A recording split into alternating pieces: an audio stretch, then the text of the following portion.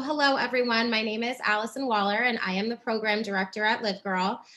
We are so grateful to have you all here tonight for What Girls Need with Dr. Marisa Porges.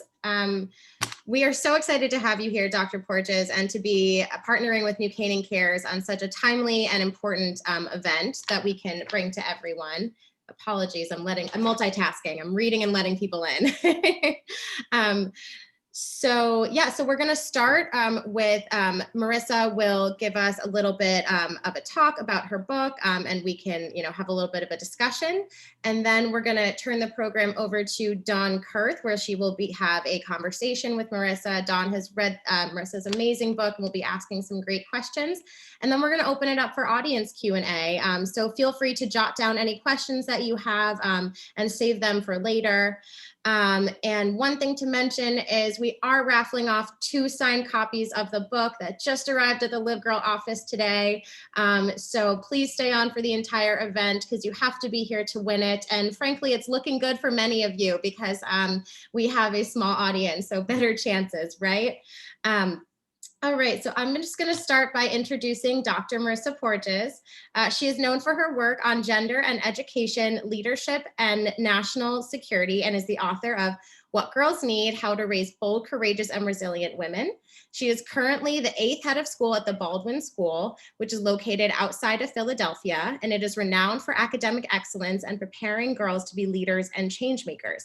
She's also an alumna of the school, so she really understands the power of educating girls, and while attending the school, provided the foundation for her own military service and work on national security and foreign affairs. I promise I'm almost done. You know someone has a really impressive bio when you have to cut it down, so this is actually the shortened version. So prior to joining Baldwin, Dr. Porges was a leading counterterrorism national security expert. Most recently, she served in the Obama White House as a senior policy advisor and White House fellow at the National Economic Council. She started her career on active duty in the US Navy, flying jets off carriers as a naval flight officer. 10 years after the Navy first allowed women to fly jets into combat, she pursued her dream of being launched off an aircraft carrier while serving her country. I wanted to mention all that because something that I found especially enlightening about Marisa's bio is that she's often the only woman in the room. So I think there's a lot that we can learn from her tonight. So thank you, Dr. Porges, for being here, and we can't wait to hear from you. Thank you, Allison. Thank you, Dawn. Thank you, Sherry. Thank you, everyone. Stacy for helping co-sponsor this. I'm excited to be here tonight. And what I thought I would do is I'll give a snapshot of a talk. So I'm hoping everyone can see the slide deck on the left. Yeah, thumbs up. So we got something up there. Great. And so what I thought I'd do tonight is to frame a conversation. And it's a small group, so I'm hoping that this won't take too long. I'll give a little bit about me. I'll sort of frame the conversation we're about to have in terms of thinking differently about how we prepare our daughters, not just for the realities they're facing as young girls, but sort of giving them the skills they'll need for the rest of their lives.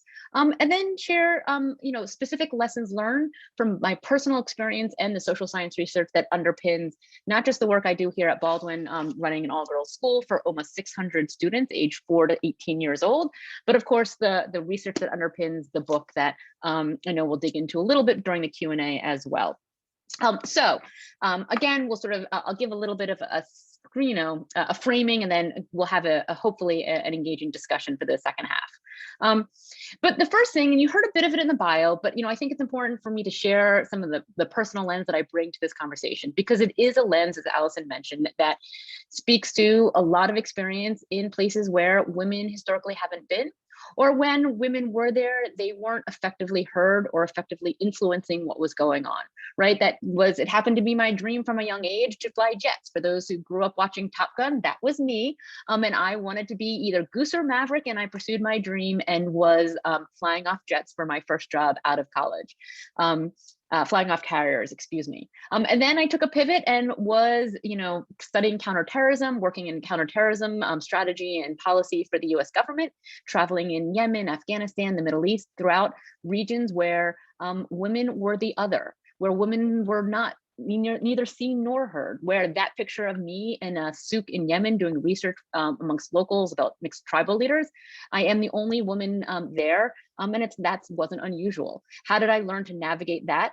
There are lessons that we can take from those moments that I took personally that I reflect on now that speak to skills that we all need, whether you're in a souk in Yemen, on the aircraft carrier, working in the West Wing of the White House, where my last job before my current position, or right now when I'm leading an all-girls school. A position where one would think an all-girls school, almost 600 girls from pre-K through grade 12, and a system, a sector where we think, well, 77% of teachers are women. And yet when you get to leadership, 2/3 of leaders of schools are men. 3/4 of superintendents of public schools are men. Again, still a dynamic that means women still to this day in 2021 face hurdles. And we need to prepare our girls with that in mind. Because while we've closed the gap is still there. And we need to think slightly differently, I argue, as we change the system of what skills are really those that we can help our girls lean into, the talents that they have naturally that will set them apart no matter where they have next, and which things that they can hone along the way that will make the biggest difference. And this is what I speak to in my book. And there is my own little one. Of course, I am the leader of almost 600 girls at my school, but I have a little boy at home. So there is that piece of the puzzle. But I think part of what my story is, and the story we'll talk to tonight, is also figuring out how to prepare our girls for what it takes to be powerful women and powerful mothers as well, because it is a unique piece of women's stories that we are we are the leader. This is part of the role too, right? To be the leader of the family and to be the mother is different than being a father. And I think that is something that we want to talk about openly and candidly amongst ourselves and with our girls as well. And so, this speaks to all the stories, the lessons, the research that is in the book that you heard just a few minutes ago came out last summer now in the midst of the pandemic, but it's on sale now wherever you buy books, and the paperback will be out shortly. But part of the framing of the book is why this conversation is so critical even today. And why it matters is because no matter where you look, our girls still have challenges and hurdles that their male peers do not. This is a picture from just 2017, a conversation in Tallahassee, Florida, amongst the legal leaders of the city. They were meeting on gender equality today to talk about the gender gap in the legal industry. And you will see that everyone on the panel was a man, there to talk about gender bias and how to help women get ahead. It is the fact when you look in the corporate finance sector, there are more CEOs named John than there are women CEOs in Fortune 500 companies. And there are more men named Paul, James, Robert, Kenneth, William, John, and David that are running global hedge funds. It is the fact that this picture of the leaders of Silicon Valley in a retreat in Italy 2.5 years ago, approximately. And you see, okay, at least there's 2 women in that picture, mixed, the CEO of LinkedIn, the CEO of Reddit, and 15 other male CEOs. Those 2 women were graphically inserted, rather digitally inserted after the fact, because this picture went viral and everyone realized there's not a single woman there, not a single woman in the conversations amongst all the male Silicon Valley leaders, the tech titans of the at the time. And so they inserted the pictures afterwards to sort of make it look even just a smidgen better, right? And then, as I sort of mentioned just a moment ago, even the education sector, where 77% of teachers are women, and where we think of it as a place where, that the doors won't be closed, where there won't be barriers to entry, or not even just barriers to entry, but barriers to have your voices and opinions heard. And that is a picture of the heads of schools at a recent conference just before the pandemic in the southwest of the country. And you'll see that there's just 1 woman and 1 person of color amidst the group.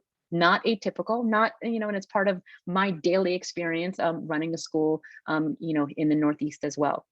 And so this is just a reminder of why it matters, because our girls are still facing a different reality when they're in, school on a daily basis, when they're playing sports, when they're going for their first job, when they're navigating life in the real world.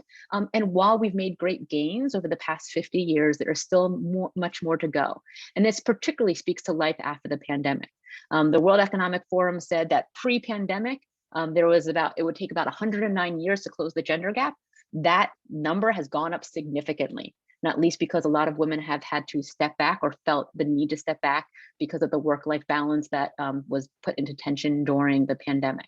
So again, this is why we're here. And it's not just that the playing field remains uneven, it's that the sense of what that playing field looks like feels uneven as well. And this is just one snapshot from women in law firms about how men and women think differently about the opportunities for advancement that come that reflect their gender. Again, simply snapshots to remember that even today, and even as we're changing the system, I think we also need to prepare our girls, our daughters, the young women in our lives in specific special ways to be prepared for the realities they'll face as adults.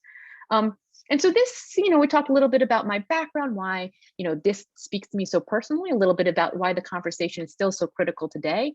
And then, now I'll speak to a little bit about the lessons learned from both my personal experience and then the research that goes into the work we do at Baldwin every day for our girls. And of course, the social science research that I dive into for my leadership lectures with my students and my book. And what it all comes down to in my mind, and it's sort of how I break down the stories and lessons in the book as well, is that I argue that even as we're changing the system around us, we need to focus on essential skills for our girls, skills that will help them stand apart, have their voices heard, have their opinions make the biggest impact, and have them feel their most empowered and personally best selves, no matter where they head next. And I distill the skills down into about 6 different areas. The first being how one gets confidence in her voice. This is the idea that, and then the ability to use that voice to persuade. These 2 ideas together are about the sense of how one earns a seat at the table and then uses that seat effectively. It wasn't just the table I was at the West Wing, and I'll tell that story, I'm sure, during our Q&A. It was how when I was there in the West Wing across from the Oval Office, sitting with President Obama, was I able to use my voice effectively? Not to sort of preview the story I may share later, but it didn't work. That wasn't, and there was that moment when I felt like I didn't have that confidence that I needed, even in that most important moment. We want to make sure our girls always have that. The idea that having a healthy competitive spirit, something a lot of parents shy away from now, is actually critical for our young women to understand that it is important to be competitive in a healthy, not maladaptive, but really appropriate way. And what does that mean and how do we encourage it? That their collaborative problem solving skills, the ability to work in teams, to navigate differences and to drive teams towards a solution, is something that comes naturally to many of our young girls and is a differentiator that will set them apart no matter where they head next.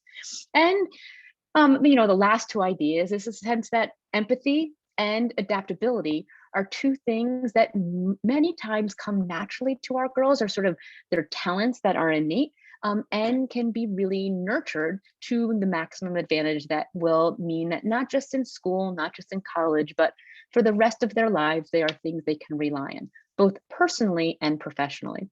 So I will dig into this in just one way. I will start with the top, with the confidence in her voice, because it's often a question that I get asked in book talks and other moments. And it's a question that at Baldwin, we talk about a lot with our parents, this idea of how to start nurturing confidence in your daughter's voice, and why is it important? And it's important because, this scene is, again, not atypical. It's, what many of us still face, and I'm sure many of the women in this room understand what it's like to have earned a seat at the table and then look around and sort of wonder, well, what do you do with that seat now? And sort of feel like there is a gender disparity, there is a bias, there is something in the room that may, hinder your ability to use your strongest voice. And it is because the evidence shows that from everything from corporate calls to the op-ed pages in the New York Times, even in anonymous forums, women do not speak out and speak up as often as men. Again, you look at corporate phone calls in the financial sector, and despite the numbers of women on the call, they are distinctly underrepresented when it comes to who speaks on the call. They did a study similarly in the op-ed pages of New York Times, where people can anonymously comment and sort of have their what they look like hidden, have their last name hidden, is just sort of their first name that's identifying them. And still to this day, women speak out and comment significantly less than men. We see this in college seminars too, from not just STEM fields, but all fields. We see that studies show women speak out and speak up less often. So the reality is it even happens at the top of the legal industry. We think then you get to the top of the Supreme Court and suddenly you will have confidence in your voice, you will have influence and be heard as often as your male peers. And then when they did a study in 2017, it was shown statistically with a statistical significance that Ruth Bader Ginsburg, Justice Kagan, and Justice Sotomayor were talked over, interrupted, and had their voices heard less often than their male peers by a significant majority. Over 60% of the moments when justices were interrupted were put upon, by those three justices. Their voices were being dampened, even at the Supreme Court, and they had to figure out what to do about it. They had to figure out how to overcome it, and they've done studies to show that you can see verbal changes in how particularly Kagan and Sotomayor over time changed the intonation of their voice, the types of things they said, to sort of see if they could be interrupted less and make sure that their voice was as influential as their male peers in the Supreme Court. And this is what we see, but it starts at a young age, right? And this is where a study that was put out by Slate that looked at boys and girls in elementary school, and to show that these interruptions, these moments where our girls are heard less often and speak out less often, less readily, start at that point. That when in co-ed settings, girls are likely to be interrupted to speak out less, 3 to 1, right? That the male peers in the room will speak out and speak over them 3 times more often. But when you put them with only females in the room in an all-girls environment as part of the power of Baldwin, those same girls will speak out just as often. Again, the scene here is that we can see from ages 6 and 7 all the way to the Supreme Court, in the finance industry, on the or in the New York Times, that women's voices are not heard as readily, as often as we'd like, or as they should be. So what do we do about it? And this is where I'll turn to a story from school. I'll turn to a story from school because it points to how we can start from a young age to make a difference. And it's a story that came to me 2-3 years ago now, from 2 juniors who were just starting their junior year at Baldwin. So 16, 17 years old. And in August, there was an incident of sexual harassment. An incident where these 2 young women were walking across a college campus, not on our school campus, but sort of just in our local area, walking back from a student activity, not even dark, August afternoon, still sunlight, walking to their waiting mother's car across campus, and were sexually harassed. Were catcalled by 2 employees of the school, screamed after, comments about their body, comments about what they were wearing, comments about what the gentleman wanted to do to them behind closed doors. And, the immediate thing is they got themselves out of there, what we want all our girls to do, right? They ran fearful to the waiting mother's car. They protected themselves. Of course, that's what we want all our girls to do. It's what happened next, what I heard of later, that they did, the steps they took to make sure their voice was heard and that they were able to not just protect themselves, but speak out and speak up, that made me so incredibly proud of them and the work that we and their families had done with them over many years to give them confidence in their voice. Because once those 2 girls got into the back of the car and settled down and caught their breath, they pulled out their smartphones, and together they drafted an email to the president of that college that said, "Dear Sir." Now, he was a middle-aged white man that they knew from afar. He's a somewhat public official that they were aware of who he was, but not somebody they knew quite well. And yet they were able to dig up his email. And of course they wrote, "Dear Sir, we want to report an incident that happened on your campus." And they reported in detail exactly what happened. And they concluded their message by saying, "We're not sure if you have sexual harassment training for your employees, but if you do, it might be time for a refresher. And if you don't, we suggest you start right now. We'd be happy to discuss it with you further." Within 36 hours, they were in that president's office with the head of security and the director of HR, describing what they had seen and what they had heard and what they'd experienced, which was captured on closed caption TV, and letting the institution know what they thought should be done about it. One of their parents hadn't even heard until after the fact. And I received a note after the fact from that president saying he was so incredibly impressed by how the girls handled themselves, despite the fact that they were 16 and 17 years old. Now, when I asked those two girls afterwards, when we talked about it, when I checked on them, when I said, not just how proud I am of them, but what lessons can I learn from them? We started talking about how they learned confidence in their voice, when it started. We started picking apart stories. And we got to one story that one of them shared from when she was 10 years old. And she said, yeah, I can remember when I started practicing. It was when she was 10, her father used to make her order pizza when they had takeout pizza as a family. And as she recalled, it wasn't her dad or brother who had to order the pizza, nor her mom, but her. And she hated it. Sort of uncomfortable. Who wants to do it? Her brother would have done it easily, but she had to every time. She went on to say the same thing used to happen in middle school. When she had a problem on a math test and she was all upset, her parents talked her through how to talk to the teacher. They coached from the sidelines and then dropped her off at school and said, okay, let us know how it goes.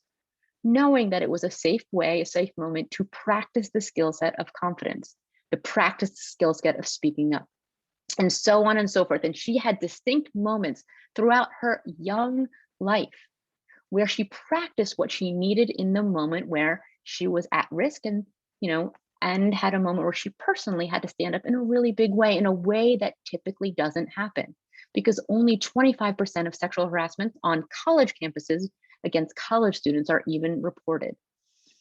And this is where some of the ideas of how we prepare our daughter with all those skill sets in mind come together.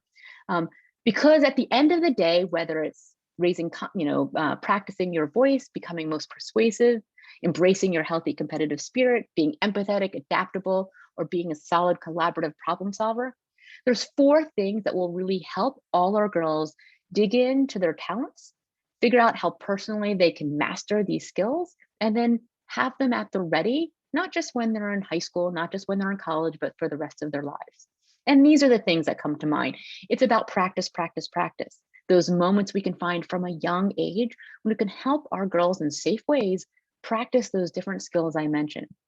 It's remembering that little things make a big difference. Who would have thought that calling the pizza shop, right? It's a reminder not to do everything on your smartphone, to sometimes pick up the phone and call, but those little moments make an incredibly big difference. That our daughters sop up those moments where we invest in those ways. It doesn't have to be all the time. We do not have to be perfect parents. But if we find little moments to reinforce the key skills they'll need, it sticks. It makes a difference. Finding role models. Now we can talk separately about mentorship sponsorship, and that is sort of a concept for some preteens and teens particularly, but role modeling is key. And the best role models are the women who are on the call right now, their moms, their aunts, the women in their lives. We are the powerful role models that they look up to, particularly now when we're home so much with them. It's important to remember that and lean into our personal stories when we're trying to share and share lessons that we learned along the way that will make a difference with our daughters. And this is where, last but not least, the power of candid conversations. And that's where the stories in my book come in, right? Each chapter shares a story from my own time in the military in Afghanistan, at the White House or at the school I now run.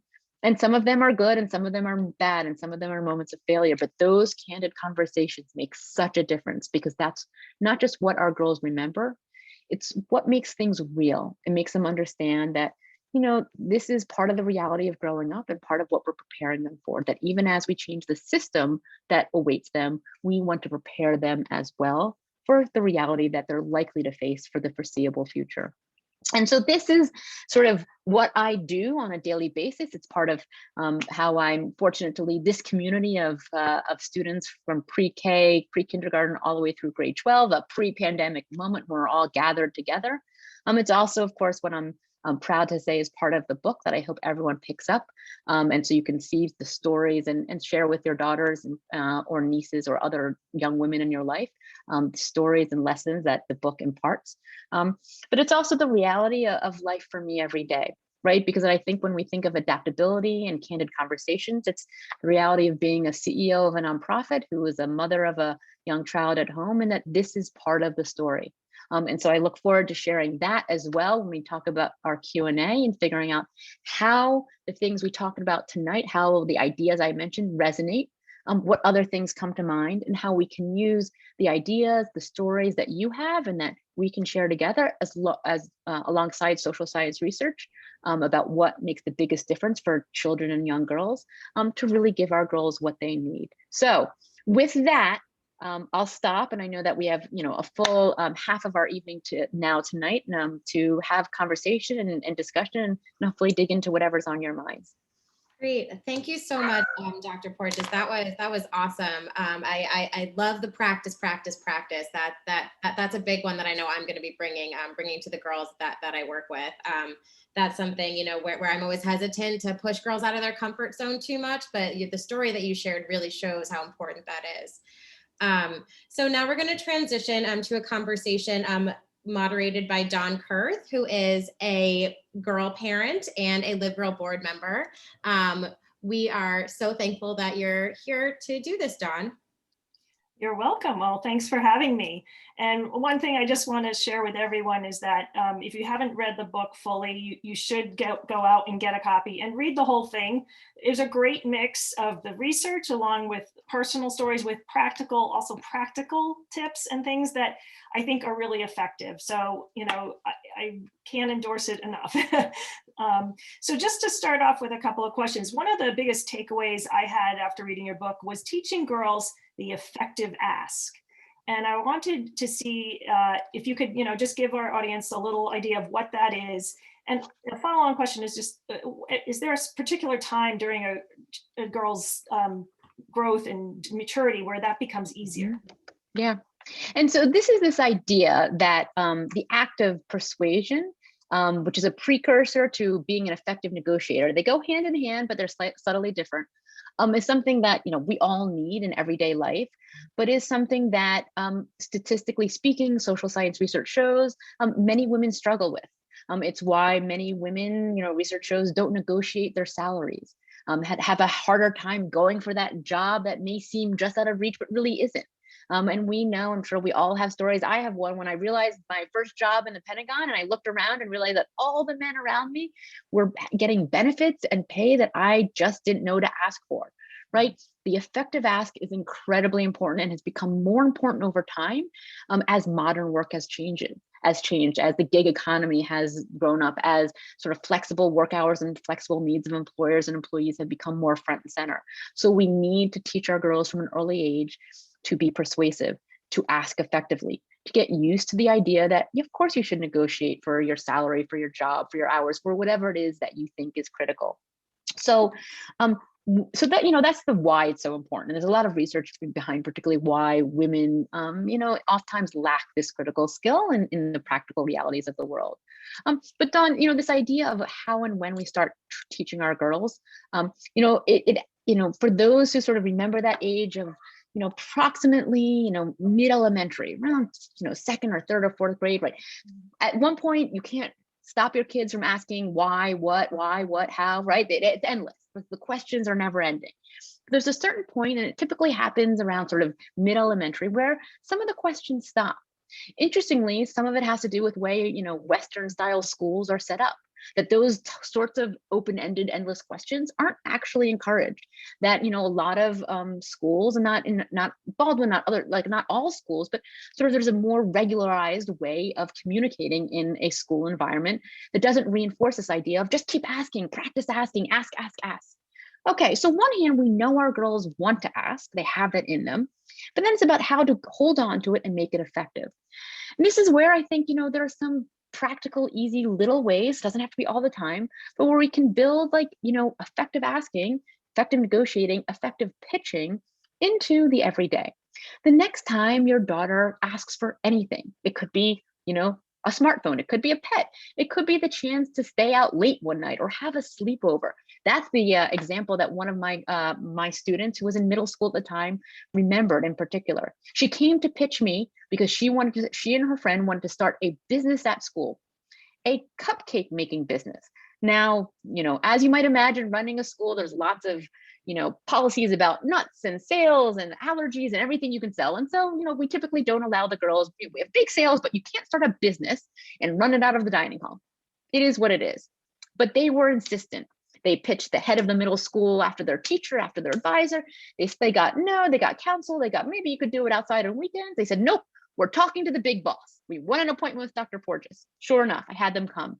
And they pitched me like pros. They had a slide deck, they had pictures, they had research, they had numbers. They had thought how they were going to get around our allergy policy and our nut policy and all the rest. And unfortunately, I had to say no and explain to them why it just wouldn't work. But then I sat down and said, okay, well, let's talk about your pitch. Let's talk about how you learned about the pitch and why it is it works so effectively. And this is where two ideas came out. One, they had, over the years, starting from about, 4th, 5th grade, been encouraged by their parents that when they wanted something, go back and practice, go back and ask for it in a proper official way. Right now, trick here is you've actually bought yourself time as parents. Go get yourself a half hour, come back and ask for it, but pitch me. I want research. I want an explanation. I want the why. I want the what. You don't have to change your answer, but it allows your daughter to collect herself, to practice what it means to be persuasive. The key then is not to change your outcome. The outcome can still be no to the new dog or to the breaking of curfew. But it's what happens next that matters as much, to give feedback on the act of pitching. It's still going to be no because I'm allergic to dogs, but here's what really worked. What worked was when you showed data, when you showed pictures, when you showed research, when you told a personal story. Again, little things matter so much to our young girls. They sop it up, they remember it, and they hear. And that's what the girls in my school taught me. And it's what research shows, that this idea of practicing can start at a young age and grow as they grow, because it'll look different when they're in high school. When they're in high school, it's about helping them make that ask for their first job. The first job at the pizza parlor or at the pool probably isn't going to have a negotiating room for the salary, but you should still help them practice asking. The art of asking will build that muscle memory. So when they're in the real world for the first real job, they'll remember how to go about it. They'll feel comfortable in their personal style, and they'll be able to rely on muscle memory more than anything. So that's what comes up when I think of what asking means for young and sort of preteen and teenage girls. Thank you. That was a great explanation. And one thing that I picked up on in the book is that, particularly maybe with younger girls, as a parent, one of the things you advise is, instead of just giving an answer right away, is the rule of 3, which was to wait till your daughter asks 3 times before you even give it any thought or attention. But that I thought that was just a very practical thing, and sort of deflects and lets them go back on their own and think some more. So it's a great skill and a great tool to have. So the next question I have is regarding collaborative problem solving. So according to your book, the research shows that girls have a natural advantage to collaborative problem solving. And thinking particularly about sort of middle school, high school age girls, I know that a lot of times in school, you're assigned to a group project. Mm-hmm. And so, one would think, okay, so if girls have a natural advantage, this should go well, and this should be, something that they achieve and have success with. I think in reality, a lot of times group projects tend to derail some people because you get kids in the group who aren't willing to pull their weight, or make it being difficult and not getting the work done on a timely basis. And then you tend to have 1 or 2 people who step up and do all the work. So kind of considering this idea of collaborative problem solving, how would you advise girls in that situation to kind of like pull together the group and help them succeed as a whole, as opposed to just one girl doing all the work? Yeah. Well, so this is an interesting idea, because it's actually research that has shown that about this talent that girls have naturally. They did a study 4 years ago now. I think the time has been flying. So 4 years ago, there was a study done by the OECD, the Organization of Economic Cooperation and Development. And every 2 to 3 years, they do a study around the world of schools and measure certain elements of how schools are functioning and sort of how kids are doing in schools. And at this stage, 4 years ago, they did a study in 152 countries around the world. 52 countries, 125,000 students. I got that number backwards. 15-year-old boys and girls, and they tested them not on individual problems, like a math problem you have to do on your own, but they set up a system where there was problems that required collaboration, required working with others, required figuring out middle ground, and coordinating with other people. And girls outperform boys statistically speaking, on average 30 points higher. When it was normalized for lower income, higher income, those who had STEM programs, those who didn't, girls were 1.3 times more likely than boys around the world to be considered effective naturally at this idea of problem solving in teams. And so I do think it's something that fortunately our girls sort of have innately. It's about how we're socialized to and conditioned to communicate early on, how we relate to others, how we take group ideas and norms into play, and how we relate to each other. Again, a lot of it is socialization. And this is where it becomes super difficult, particularly as girls get into middle and school and high school, and they're in groups where it may not feel comfortable and it may not be working so well. That situation you described on, and is one that in schools, and we teachers have to develop systems to forestall, right? There are actually things you can do to help teams practice the art of the team, not just the art of the science project or the history project. And we do a lot of work on that to sort of get around what you're talking about. But say that's not happening. Say that is just a situation where, to your point, they're doing more work, they're feeling like they have to carry the load.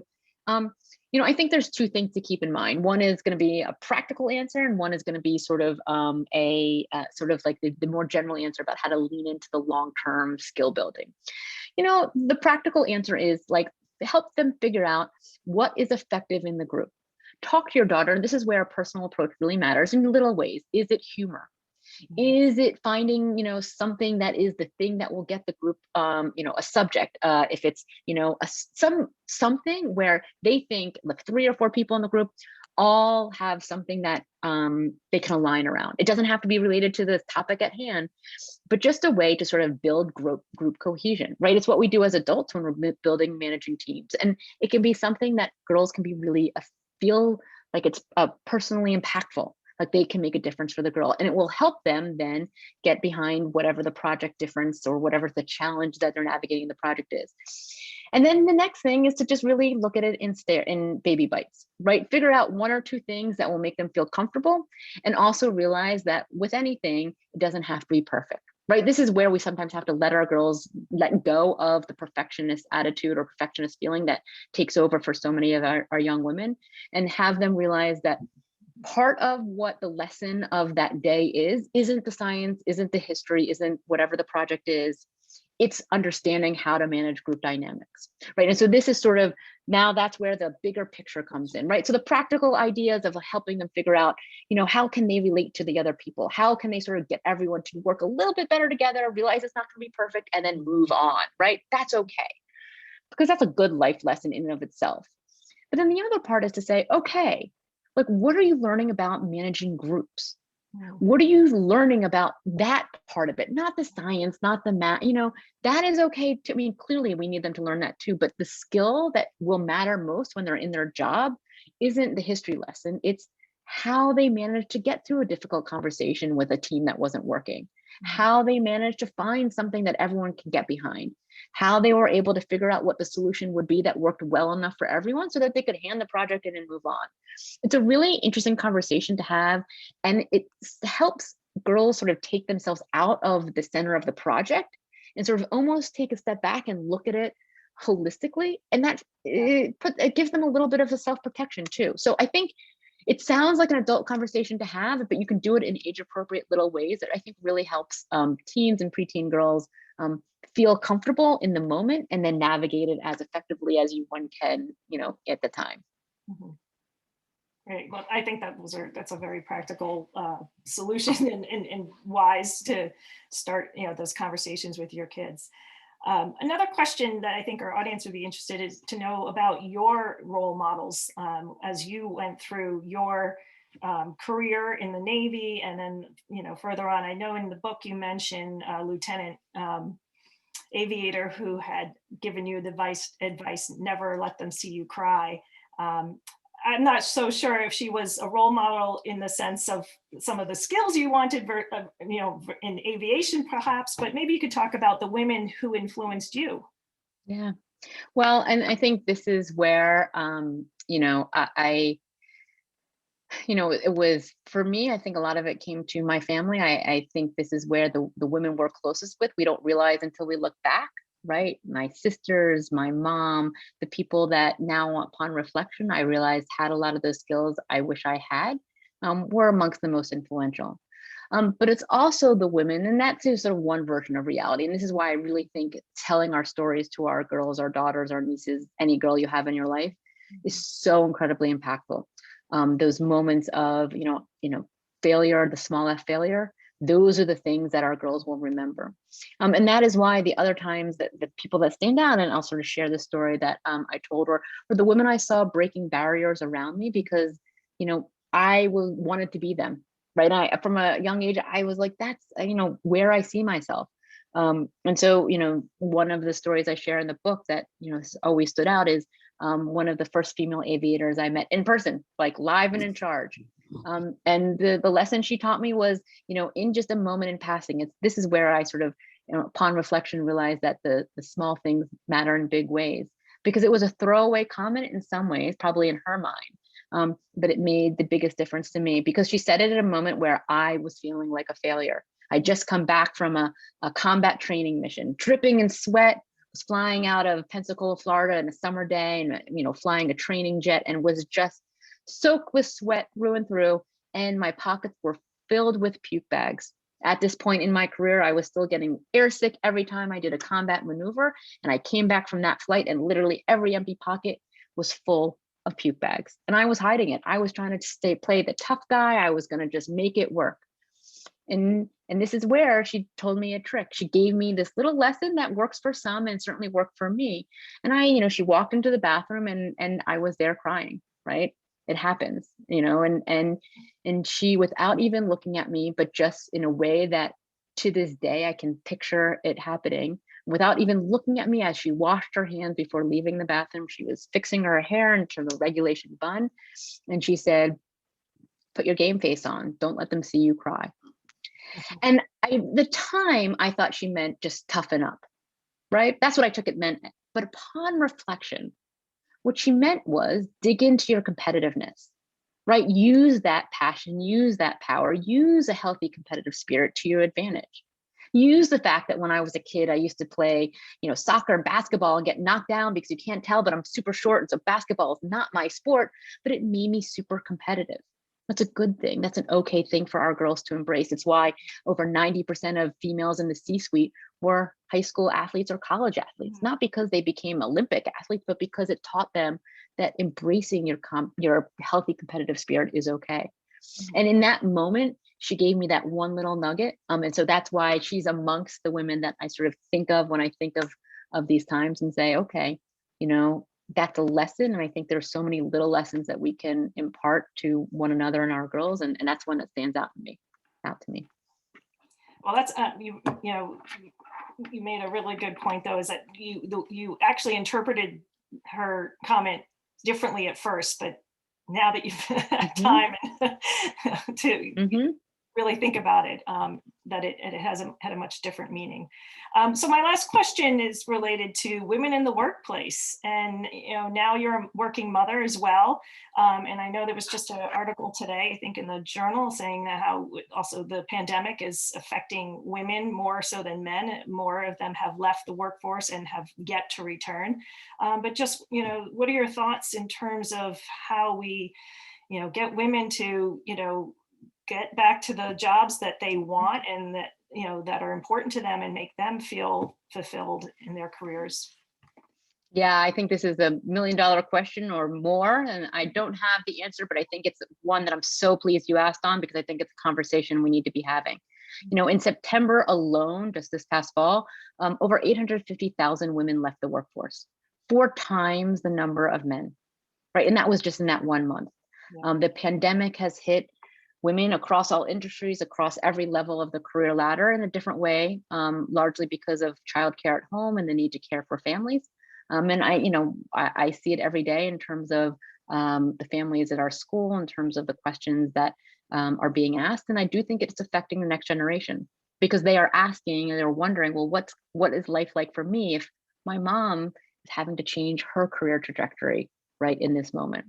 And so I think there's at first going to need to be systemic change, right? These are the systems that need to change to make work more flexible, allow for childcare, figuring out a different way to allow, women to be part of the workforce and fully present at every stage of their career.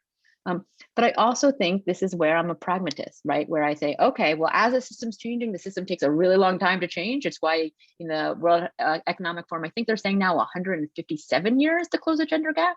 That's how, in just 1 year's time, we've lost 50 years in this whole process of, closing the gap economically, educationally, and other things. I think this is where leaning into our adaptability and our flexibility is key. And it's interesting because that's the last chapter of my book. And the book was written just pre-pandemic, literally sent to the publisher like 2 months before the pandemic hit, but just after I gave birth to my son.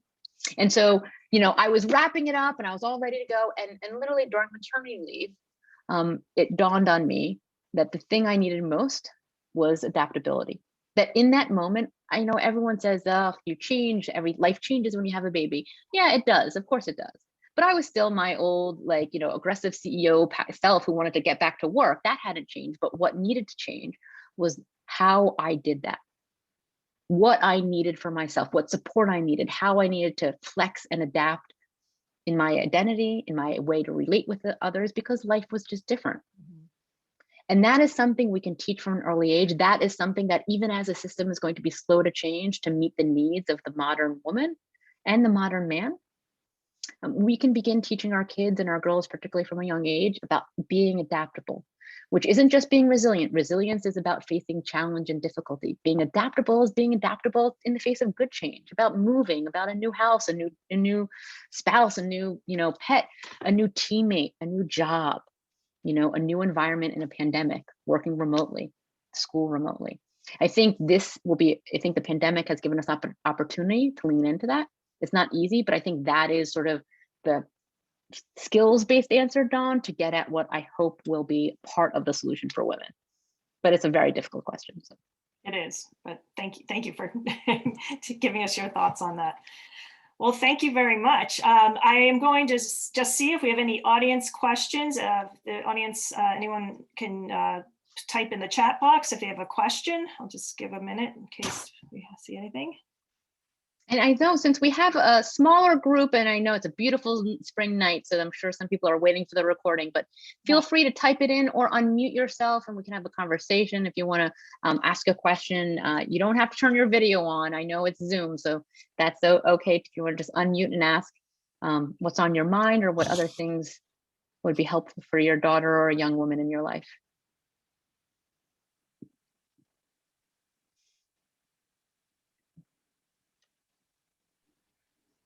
Actually, I'd like to ask a question. Please, Allison. So I'm not a parent, but I do work with girls, every week, a few times a week. And I feel that I have a very small amount of time with them, usually like an hour and 15 minutes to really try and make an impact. What are some ways that you see some of the teachers at your school doing that, or how have you done that with students, where you kind of have like a very small amount of time to try and make a larger impact? Yeah. I think this is where stories and role models can be incredibly impactful, right? And role models should be, yes, both yourself, but sometimes that's uncomfortable, particularly if they're not, your daughter or someone in your life, or even your daughter, I think, or a niece or a granddaughter, it's hard. But finding role models who our girls relate to, who are the ones they see on, TV or the DVR or social media. A great one is Serena Williams.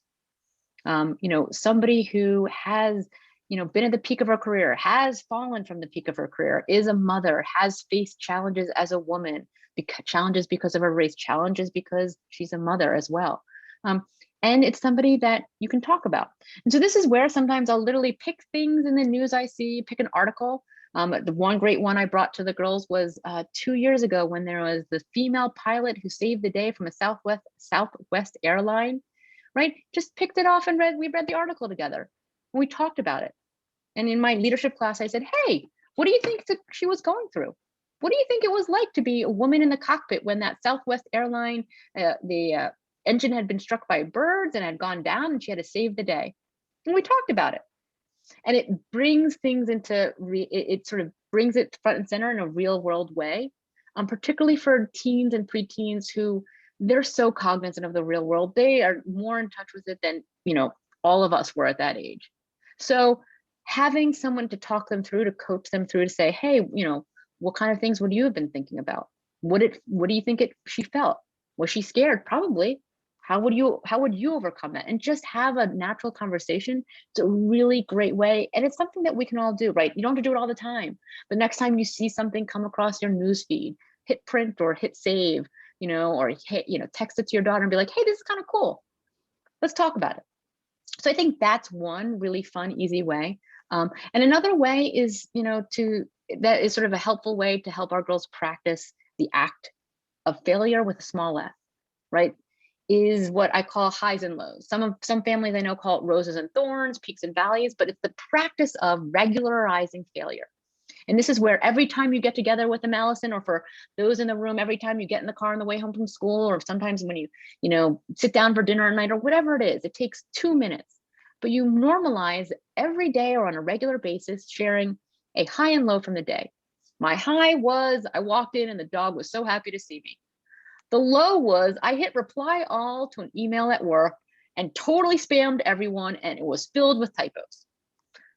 Whatever it is, it doesn't matter. It's the small moment to share with a young girl that moments of failure happen every day to all of us. And then you have her share. What was the high and low of the day? What was a peak and valley? Again, it's something that I borrowed from one of my girls at school. I asked, how did she become so adaptable, so flexible, so easy with dealing with change and managing difficulty? And she talked about it in big ideas. And I said, well, is there anything your mom does? And she said, yeah, every day when we get in the car, my brother and I have to share our highs and lows. And for me, it's usually I fell in ice skating practice, but I always have something cool that happened that was good in class and I share it. My mom will share something that went wrong at work, but something, fun that happened that she saw. And she shared that it just meant that she realized part of life is picking yourself up again. And part of your life is recognizing the highs and lows. So again, these are things I think, Allison, and for all of us, we can just sort of build into our daily practice. It doesn't have to be every day, but it just sort of makes it easy to remember. But again, it's the little stuff that makes a really big, impactful difference, and can help us and our girls, find new ways to relate and sort of develop these skills in an easy way. Great. Thank you so much for that. I was taking notes. I love the idea of reading an article together and kind of putting yourself in the place of that woman who just did something notable recently. So we haven't received any questions in the chat, but does anybody want to speak up real quick, or we'll move on to our raffle? Oh, Allison, I was going to ask a question for Marisa, kind of along the lines of what we were just talking about. So Marisa, thank you for all your wonderful words of wisdom for our daughters. This has been an powerful conversation. So the question I have is sometimes we get is connection and talking. You talk about the highs and the lows. What happens when you encounter that daughter that you want to talk to and say, tell me about your highs and lows, or who is your role model that doesn't know or want to yet communicate, or is more quiet, and that parent really wants to make that connection to empower her daughter and teach her these lessons? How would you give parents tips on how to draw that out or create that safe space so their daughters start to learn that and grow and become empowered and not give up?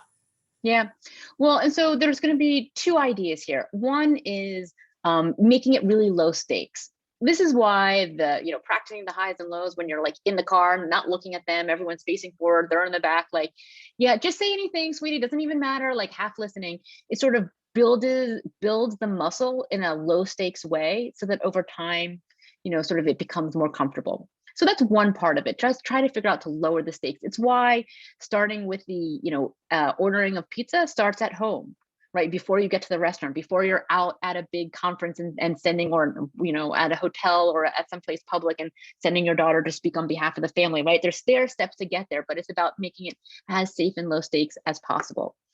The other thing is for those whose daughters are super introverts, that's okay too. There's nothing, that's something we want to embrace and make them feel comfortable in their own personal way of raising their voice. There's lots of ways to raise your voice. You can do it in writing. You can do it in art. You can do it in music.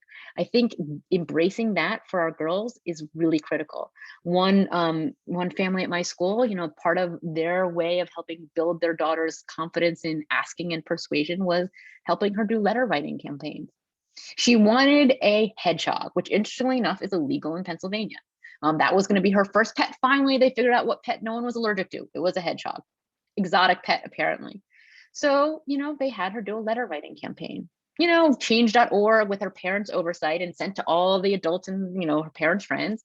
She got 200 plus signatures, sent it to the state legislature and got a response. And was so proud of it, right? She was heard in a way that felt comfortable for her. So I do think it's also about finding other ways to build that voice that don't always require speaking out, because there is particularly points for girls in that preteen, teenage years where they don't want to, and they particularly don't want to talk to their parents.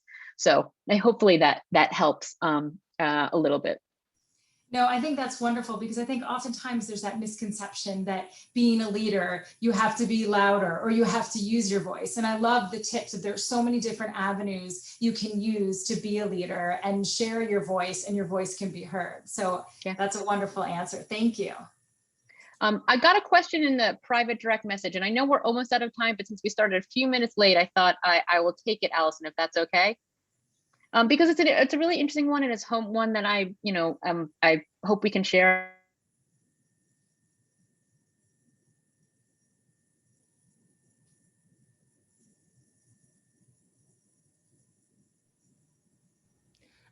I think Dr. Porges' screen froze, Allison. So if you want to jump, oh, there she is. There you go. You're back. Oh, thank you. So I was just sharing that a question came in under the direct message, and it was about my maternity leave and about how women navigate sometimes difficult moments when they're not supported in particular critical life changes. And I have to say that it was difficult. And so I'm sharing in this group because I think this is an important, candid conversation that we should be having with each other, and definitely with our daughters. And it wasn't easy. I had a major board meeting shortly after my baby was supposed to be born. And for some reason, a leader of an all-girls school, they at first didn't want to change the meeting. I had to convince them to change a meeting so I, the CEO, could be present at my board meeting. But it took that practice of asking earlier. That was the ask. I had to ask and ask again. I also had to be really clear about what I needed. And this is where the idea of confidence and persuasion really came into play. And I think more and more we get comfortable with explaining what we need to our partners, to the men in our life, or the women, whoever it is that we need to share our responsibilities with, and to those in our workforce. I think being really upfront and honest. I know with my team at school, if you're straight and tell me what you need, I want to support you. And so I think the reality is it is not easy. It is not easy for most women in most industries. But the more often we can practice asking for what we need and being very clear, this is what I need. I need this much time off. I need this support. I want the meeting now and not then. And this is why. Over time, it works, even if it's a struggle and a challenge along the way. So thank you for asking, for the audience member who asked. I do think it's a really critical thing to think about. And then to practice in little ways, making those asks. So when the big asks come in maternity leave or other big life moments, we feel okay, asking for what we need to be our most successful self. So with that, I think we're just over time, Allison. So I know that you probably want to wrap it up. Yeah? Yes. So thank you so much, everyone, for attending. I hope you all weren't relying on the theatrics of a raffle, because I just got to enjoy it on my own with my little spinning wheel. The two winners are Tamara Duhov, and I know that this is going to be great for Lola, and Liz Janiga. So please do email me your mailing address so I can mail you each the signed copies of Marisa's book. Thank you so much for everyone who attended, especially those who stayed on. And thank you so much to Dawn Kurth and of course to Dr. Porges. We're so grateful. I know I've learned so much and I hope you all have as well. I hope you'll look at the programs that LiveGirl and New Canaan Cares are both bringing to the Connecticut community. And my email is in there if anyone has any questions. And I hope everyone has a wonderful evening. Thank you, Allison. Thank you, Dr. Porges.